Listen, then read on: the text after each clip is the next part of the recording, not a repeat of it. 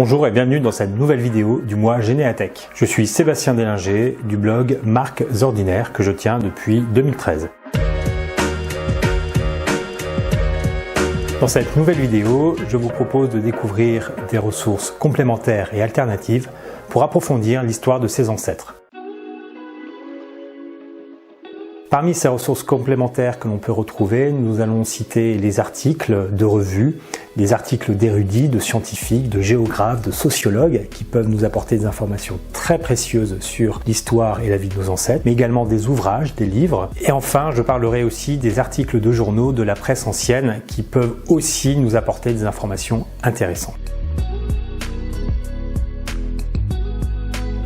À titre d'exemple, j'ai pu retrouver, comme la plupart d'entre vous, différents documents d'archives comme des inventaires après décès que l'on retrouve soit dans les archives notariées, soit dans les archives judiciaires d'Ancien Régime. Pour ma part, j'ai retrouvé différents inventaires après décès d'ancêtres ou de collatéraux qui vivaient dans la commune actuelle de Lutange. Pourtant, au-delà de l'inventaire et de la liste des biens que possédaient mes ancêtres, il y a l'information que j'avais du mal à comprendre et à analyser. C'est le coût total de l'actif et du passif que pouvait avoir mon ancêtre. En récupérant un article paru en 1983, j'ai pu me rendre compte qu'un ancêtre qui avait 1000 livres tournois à l'époque était plutôt quelqu'un d'aisé, un laboureur aisé par rapport à quelqu'un qui n'avait que 200 livres tournois. Donc cet éclairage m'a apporté une information intéressante pour évaluer le niveau de vie de mon ancêtre.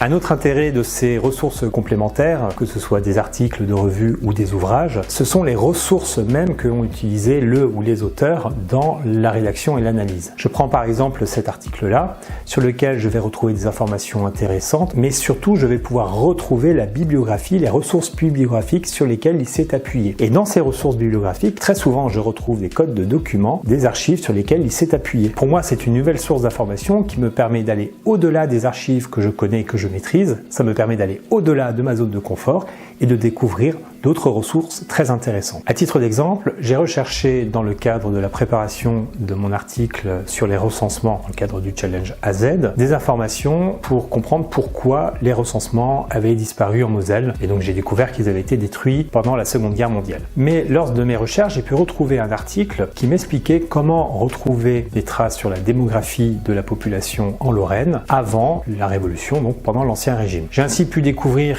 qu'il existait un recensement de la population en 1707-1709 et j'ai retrouvé dans les notes de bas de page de cet article la cote exacte aux archives départementales de la Moselle sur les recensements des communes situées dans le bailliage de Bouzonville. En décembre 2020, je suis allé aux archives départementales et j'ai pu récupérer des documents sur lesquels je vais retrouver des traces de mes ancêtres dont j'ignorais complètement l'existence jusque-là. Voyons maintenant des ressources intéressantes qui vont nous permettre d'approfondir l'histoire de nos ancêtres. Comment ne pas citer Gallica, qui est la référence actuelle en termes de ressources complémentaires et qui peuvent nous permettre d'aller plus loin pour retrouver des traces de nos ancêtres. Gallica, c'est la bibliothèque numérique de la BNF, la Bibliothèque nationale de France. Le site existe depuis 1997 et il s'enrichit chaque semaine de milliers de documents. Aujourd'hui, on compte plus de 6 millions de documents en ligne, que ce soit des vidéos, des cartes, des images, des estampes, mais également des documents audio. Voyons maintenant comment effectuer des recherches dans Gallica. En première approche, la recherche sur Gallica est simple. Vous avez en haut une barre de recherche dans laquelle vous allez pouvoir taper votre requête. Ici, imaginons que je veux rechercher des traces d'un collatéral qui s'appelle Jean Ourte. J'appuie sur Entrée. Vous voyez ici tout de suite le problème. Gallica me propose autant des résultats avec le prénom Jean que Ourte que l'on retrouvera bien plus tard en fait dans la liste des documents. En fait, le problème, c'est qu'il n'y a pas de possibilité de rechercher une expression exacte avec des guillemets et il va nous falloir utiliser la recherche avancée que l'on retrouve ici, en haut, à droite de la barre de recherche. Différentes possibilités s'offrent à vous, qu'il s'agisse de recherche dans le titre, parmi les auteurs, dans le sujet, ou bien par période, comme vous avez ici, par type de document, par thématique ou par bibliothèque partenaire. Mais la partie qui va nous intéresser, c'est celle-ci, c'est la recherche par proximité. Nous allons taper le terme de Ourte ici et le terme Jean ici, en mettant une distance maximale de un mot entre chaque terme. En lançant la recherche, nous allons retrouver effectivement des résultats avec autant les termes de Jean Ourte que de Ourte Jean. Je retrouve par exemple ici, dans le Petit Parisien, un certain Jean Ourte, âgé de 75 ans et qui a été renversé près de son domicile. Ou dans cet autre document, dans les Cahiers lorrains, j'apprends que Jean Ourte, banquier rue Castelnau à Thionville, a été cité. Ce Jean Ourte correspond effectivement à mon collatéral. En cliquant sur le lien, je peux retrouver ici le document et j'apprends dans son compte-rendu de la Société d'Histoire et d'Archéologie que Jean Ourte a été admis dans la Société d'Histoire. Ici, on le voit ici, Jean Ourte, banquier rue Castelnau à Thionville. Gallica permet également de retrouver des documents sur les lieux de vie de nos ancêtres. Imaginons que vous vous intéressez à la ville de Fougères, située en Ille-et-Vilaine. Donc vous allez faire une recherche en tapant le nom Fougères. Plusieurs choses intéressantes ici. En première approche, vous voyez que Gallica va vous proposer des suggestions que vous voyez ici. La partie Gallica vous conseille. Ici, Gallica est parti du principe que vous recherchiez des documents justement sur la ville de Fougères. Donc Gallica vous propose ici différents documents, comme ici une gravure, des documents historiques, des guides touristiques sur la ville de Fougères. En dessous, vous avez les résultats classiques, mais vous voyez bien que vous avez autant des résultats sur la ville de Fougères ici avec une estampe du château, ou un document sur lequel vous avez aussi une gravure, une estampe qui va plutôt vous parler des Fougères, un document plutôt botanique. Pour pouvoir aller un peu plus loin, vous pouvez aussi utiliser, en complément de la recherche avancée, la colonne de gauche sur laquelle vous allez pouvoir affiner votre recherche, et puis également retrouver des documents par titre de document. Imaginez que vous voulez chercher des cartes sur la ville de Fougères. Vous allez ici taper « Rechercher » le terme de carte. Et en cliquant, vous allez retrouver effectivement une carte topographique de la Normandie dans laquelle la ville de Fougères apparaît. Gallica met également en ligne des fonds issus des bibliothèques partenaires, j'en ai parlé un petit peu tout à l'heure. Dans l'exemple que je vais utiliser là, je vais essayer de rechercher des documents sur le village de Lutange, village où ont vécu une partie de mes ancêtres. Lors de la recherche, je retrouve ici 3 cartes, dont celle-ci que l'on retrouve au milieu, qui est une carte, vous voyez le titre en allemand. En cliquant sur cette carte, je me rends compte que cette carte provient de la Bibliothèque nationale et universitaire de Strasbourg. Donc Gallica met en ligne aussi des documents qui proviennent d'autres fonds que ses propres fonds de la BNF. Cette carte en allemand est un plan cadastral en fait de la commune de Lutange du temps de l'annexion. Et donc ensuite j'ai la possibilité de pouvoir soit la partager via les réseaux sociaux comme vous voyez ici, Facebook, Twitter, Pinterest, soit la partager par email ou récupérer le lien, ou également de pouvoir la télécharger. Ici par exemple je veux la télécharger en JPEG, l'image en entier, et en téléchargeant ici il faut bien évidemment cocher cette case. La réutilisation est possible en sachant que quelle que soit la réutilisation, l'idée c'est de pouvoir citer votre source et donc les éléments pour pouvoir la citer sont situés ici à gauche dans la partie En savoir plus où vous allez avoir également le titre de la source, la date d'édition, l'auteur, etc. Donc tout ce qui vous permettront de citer la source, que ce soit dans un document personnel ou un article de blog. Pour aller plus loin, la Revue française de généalogie propose des webinaires sur l'utilisation de Gallica. Ces webinaires sont animés par Sophie Boudarel de la Gazette des Ancêtres. Parmi les sites sur lesquels je m'appuie le plus pour retrouver des articles sur le contexte ou l'histoire de mes ancêtres, il y a Percé. Le portail percé.fr offre un accès libre et gratuit à une offre complète de différentes publications scientifiques. Il s'agit de revues, de livres, d'actes de colloques ou encore de publications en série. À la date de l'enregistrement, on retrouve plus de 870 000 documents sur le site, avec des documents qui peuvent remonter jusqu'à 1840. Le site est doté d'un outil de recherche que nous allons voir plus précisément maintenant. Le site percé.fr possède également une barre de recherche que vous trouverez ici en haut à droite. L'intérêt est de pouvoir retrouver des sources fiables issues d'ouvrages ou d'articles scientifiques écrits par des historiens, des géographes, des sociologues, etc. Par exemple, dans le cadre du mois Généatech, j'ai voulu écrire un article sur les face-notes. C'est un terme que j'avais retrouvé dans un registre paroissial que j'avais consulté il y a quelques années. Les face-notes sont une coutume lorraine locale et j'avais besoin d'informations supplémentaires. Donc j'ai tapé ici le terme de face-note.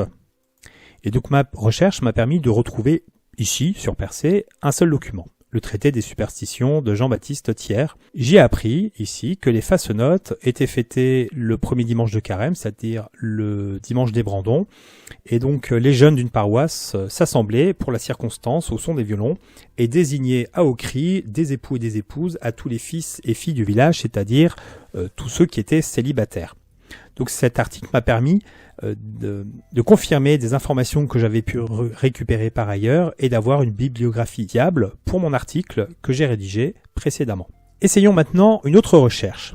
Imaginons que comme Anthony, je fasse des recherches sur des ancêtres qui étaient mineurs dans le nord de la France. J'ai donc voulu taper ici les termes de mine, charbon et nord. Ma recherche me permet de retrouver différents documents. Donc le premier ici que je vois, donc avec tous les résultats, donc je vois un résultat sur la crise du charbon dans le nord en 1793. Donc si je m'intéresse aux mines de charbon dans le nord de la France à l'époque révolutionnaire, cet article me sera effectivement d'un grand intérêt. Je retrouve d'autres articles sur la crise de 1930 dans les mines du Nord et du Pas-de-Calais. Donc vous voyez qu'en fait, il y a un large choix. Il y a un peu de temps à passer pour trier, rechercher ce qui est vraiment intéressant dans le cadre de ces recherches. La recherche géographique peut aussi permettre de retrouver des articles intéressants sur l'histoire, la géographie ou les aspects socio-économiques d'un territoire. Pour cela, vous pouvez taper soit le nom de la commune ou du chef-lieu de canton ou du lieu-dit. D'expérience, si on tape le département ou la région, on a des résultats trop importants et le tri est un peu plus compliqué. Ou dans ce cas-là, on mettra le nom d'un lieu-dit et une thématique qui nous intéresse plus particulièrement.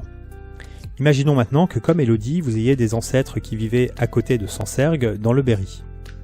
Je vais donc taper ici le nom de la commune, Sancergues, pour retrouver des informations sur celle-ci. Je retrouve également différents documents. Donc je fais un petit peu le tri. Je retrouve par exemple un document qui s'appelle ici Champs clos et champs ouverts dans l'est du Berry, qui est une note critique sur le territoire. On retrouve par exemple un descriptif ici qui nous cite la ville de Sancergues. Donc ça donne vraiment une information sur les usages, les métiers, les utilisations passées des paysages. Pour aller un peu plus loin ici, l'intérêt de Percé, c'est de pouvoir récupérer cet article, de pouvoir le télécharger ici en PDF. Donc en cliquant sur PDF, vous allez directement pouvoir le télécharger et les récupérer ici. Et donc vous voyez très bien qu'il est en licence Creative Commons, donc librement utilisable. Par contre, si comme moi vous avez aussi suivi avec attention la vidéo de Delphine sur l'utilisation de Zotero, vous avez aussi la possibilité d'intégrer cet article dans votre bibliothèque personnelle via le plugin que vous avez préalablement installé dans votre navigateur. Ce que je vais faire ici, je vais cliquer ici, je vais le mettre dans Généalogie et donc je vais pouvoir ici le mettre. Je vais marquer le terme Sancergues qui est mon mot-clé principal et je vais l'enregistrer. Le site cairn.info a été réalisé à l'initiative de 4 maisons d'édition. Depuis 2006, la BNF participe et est partenaire du projet. Et donc vous allez y retrouver différentes publications scientifiques et techniques dont certaines sont payantes. Certaines ressources, notamment les plus anciennes, ont un accès gratuit. Pour les publications les plus récentes, les ressources sont disponibles auprès des bibliothèques qui sont abonnées au service de cairn.info. Voyons maintenant comment utiliser le site pour ces recherches. Le site cairn.info permet de réaliser des recherches simples ou en mode avancé. Essayons maintenant de rechercher des informations sur les verreries du pays de Bitche dans lesquelles ont travaillé une partie de mes ancêtres. La recherche me permet de trouver différents résultats. Comme vous le voyez ici, le premier résultat provient d'un site partenaire Open Edition que vous pouvez également consulter par ailleurs. Un intérêt de cairn.info est de pouvoir aussi trier vos résultats, de les filtrer. Par exemple, vous pouvez ici les filtrer par discipline. Ici, vous pouvez choisir Histoire. Si je clique sur le lien ici, je peux accéder au document en question au travers de la consultation sur le site openedition.org que vous voyez là. Ce document à la lecture du résumé me semble utile puisqu'il apporte une analyse sur la gestion des forêts du pays de Bitche, tant pour les besoins industriels que agricoles, au XVIIIe siècle. Je peux donc le télécharger soit ici en le récupérant au niveau du texte intégral en PDF, ou bien faire un copier-coller du texte. Sinon, comme tout à l'heure, je peux l'intégrer dans ma bibliothèque personnelle sur Zotero en cliquant sur mon lien ici, généalogie, et je l'enregistre. Au-delà de ces sites qui agrègent différents articles issus de différentes revues, on peut aussi rechercher des articles issus des sociétés savantes ou des sociétés d'histoire locale. L'utilisation de la barre de recherche de Google peut également être un bon moyen pour retrouver des articles spécifiques dans l'ensemble des sites, qu'il s'agisse de Percé, Kern, Open Edition ou d'autres. Pour réaliser des recherches spécifiques sur des articles, je vous conseille cependant de rechercher dans Google Scholar que vous voyez ici apparaître, scholar.google.com, Scholar avec un SCH. La barre de recherche est exactement la même. Nous allons faire un essai. Par exemple, je recherche des informations sur la conscription à l'époque napoléonienne en Normandie. La recherche me permet d'avoir un certain nombre de résultats. Donc vous voyez ici avec le titre, l'auteur et le journal ou la revue dans lequel il apparaît et le site en question. Par exemple, je retrouve un article très intéressant sur les Normands face à la conscription napoléonienne, l'exemple du Calvados, donc de cet auteur qui s'appelle Nicole en 2015 et qui est sur le site de HAL Archives ouvertes. Ici, je retrouve le site en question sur lequel vous retrouvez en plus par ailleurs d'autres articles et donc vous pouvez télécharger le fichier ici en PDF. Vous voyez qu'on retrouve également des articles issus de percé.fr comme ici le bonapartisme normand ou d'autres un peu plus loin comme les monuments de souvenirs napoléoniens en Normandie. La presse ancienne peut nous donner aussi des informations très intéressantes concernant l'histoire de nos ancêtres et connaître aussi le contexte dans lequel ils vivaient, que ce soit au travers des faits divers ou de l'histoire avec un grand H qui est relayée dans cette presse locale ou nationale. Qui souhaite s'aventurer dans la presse locale ancienne doit forcément, dans un premier temps, aller sur le site de la BNF, de la Bibliothèque nationale française, sur cette presse locale ancienne. Le site de la BNF sur la presse ancienne locale centralise l'ensemble des journaux anciens présents dans les différents fonds, dont certains sont numérisés. Pour effectuer une recherche, vous pouvez soit taper directement le nom du journal si vous le connaissez, ou bien effectuer une recherche géographique en utilisant la carte de la page d'accueil. Nous concernant, nous allons nous appuyer sur les ressources numérisées accessibles via ce lien. À partir de là, le site vous propose un accès soit par ville, soit par région, soit par département. Par exemple, nous souhaitons rechercher des traces d'un ancêtre dans le département de la Creuse. On y voit ici l'ensemble des journaux avec les dates de parution. Nous allons nous intéresser ici au courrier du centre et donc en cliquant sur le lien, on arrive sur une page descriptive avec surtout en haut à droite les lieux, ou en tout cas les sites internet dans lesquels on va retrouver ces journaux numérisés. Ici, on retrouve par exemple sur le site des archives départementales de la Creuse. Donc à nous ensuite de rechercher en fonction des titres, vous avez différents titres également qui ont été numérisés, et de la période pour pouvoir consulter le journal en question. Dans cet autre exemple, le journal Les Affiches du Poitou a été numérisé. Vous voyez en fait qu'il est accessible soit via Gallica, donc on retrouve notre site Gallica avec les périodes de numérisation entre 1773 et 1781, soit sur le site des archives départementales des Deux-Sèvres et de la Vienne, que je connais maintenant très bien grâce à Raymond Deborde. Enfin, dans ce dernier exemple, ma recherche a abouti au journal Le Courrier de Metz. Je vais le retrouver notamment ici sur le site des médiathèques et bibliothèques du Sillon Lorrain qui s'appelle l'Immédiat Kiosque. Ici, l'intérêt de cette plateforme est de pouvoir réaliser des recherches dans le texte qui a été numérisé, ce qui facilite la recherche d'ancêtres ou de lieux précis. On retrouve par exemple ici mon collatéral Jean Hourte, qui était banquier à Thionville. La BNF a également créé un site qui s'appelle Retro News, dans lequel vous allez pouvoir rechercher des éléments sur l'histoire de vos ancêtres via des moteurs de recherche. Pour terminer cette vidéo, je voulais aussi vous montrer un site que j'utilise régulièrement qui est Google Livres, donc qui est la barre de recherche spécifique sur les ouvrages et les livres, dans lesquels on va retrouver des informations aussi intéressantes sur l'histoire de nos ancêtres. Voilà, cette vidéo se termine ici. J'espère qu'elle vous a apporté quelques ressources complémentaires pour approfondir l'histoire de vos ancêtres et mieux comprendre le contexte dans lequel ils vivaient.